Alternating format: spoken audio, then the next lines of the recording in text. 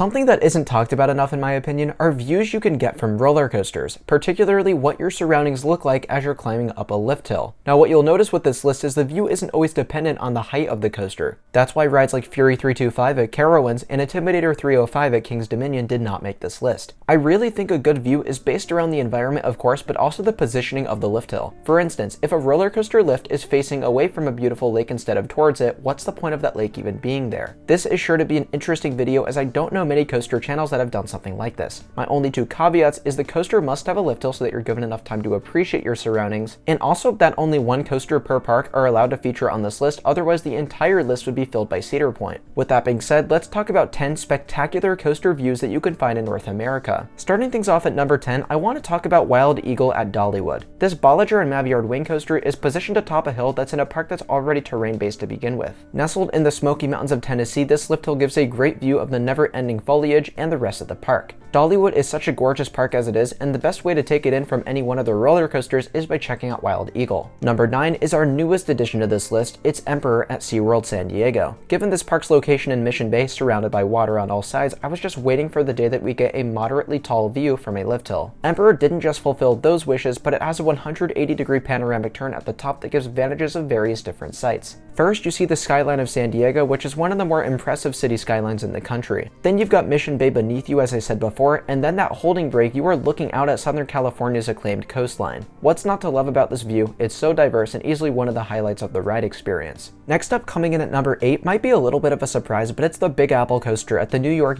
Hotel and Casino in Las Vegas. I will admit this view wasn't as good as I remembered when I rode it last year, but it's still worthy of a top 10 spot. By my description, outlooking a bunch of highways might seem a bit lame, but something about watching that many small specks move from that high up is magical. Not to mention, you have the backdrop of Nevada's desert mountains and Red Rock Canyon out in the distance. Another surprisingly high placement brings us to King's Dominion for Twisted Timbers. Now I said earlier that height isn't everything when it comes to good viewpoints, and that's why lift hill positionings can go a long way. This is one of the ones I was specifically referring to because Twisted Timbers is only a third of the size of Intimidator 305 in the same park. That said, being angled right alongside the forests of Virginia and being able to take it all in by simply tilting your head left is amazing. I will admit the right-hand side outlooking the park isn't anything too special, but I still find that Twisted Timbers has some pretty underrated surroundings. Number 6 is a ride that I absolutely love. This is Boss at Six Flags St. Louis. Even with the coaster being incredibly polarizing, I don't think it's arguable that its setting is magnificent. You head right up towards the hillside of Eureka, Missouri before dropping into the trees in a similar way that the Beast at Kings Island does. In general, I think this park is a pretty underrated environment, and Boss being the terrain coaster that it is does a great job giving off that impression. Breaking the top 5 is Superman El Ultimo Escape at Six Flags Mexico. Now unfortunately, I could not find any videos that really encompasses this ride's viewpoint, so you'll have to just trust my explanation. This ride can be found in Mexico City, which for those of you who have been, you know how absolutely massive it is. It literally feels like it's never ending, which is why you travel up Mexico's tallest lift hill and get the most spectacular view of the skyscrapers and buildings that the city has to offer.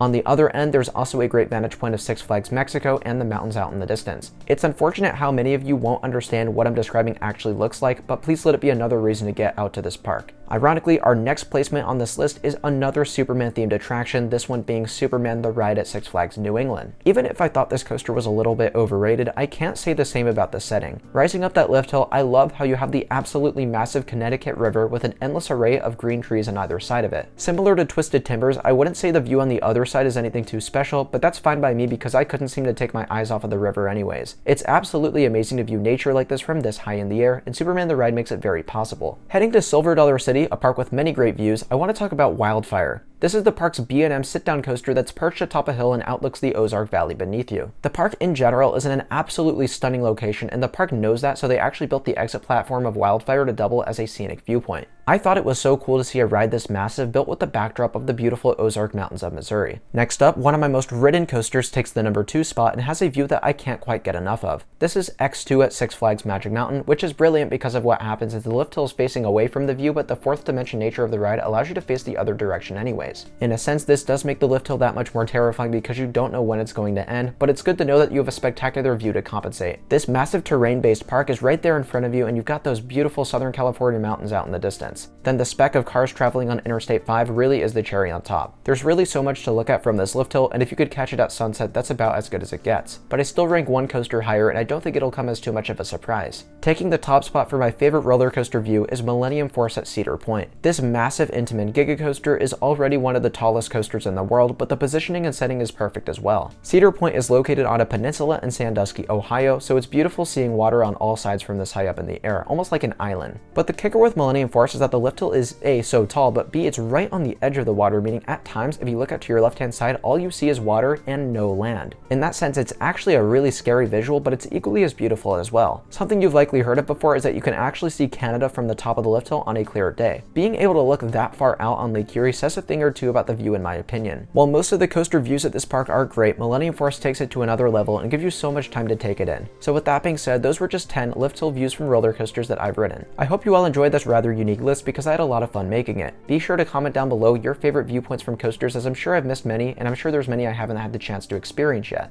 Also, please do me the favor of liking this video and subscribing to the channel, as it gets the YouTube algorithm to like me a little bit more. Thank you all so much for tuning in, and I'll see you very soon. Bye guys.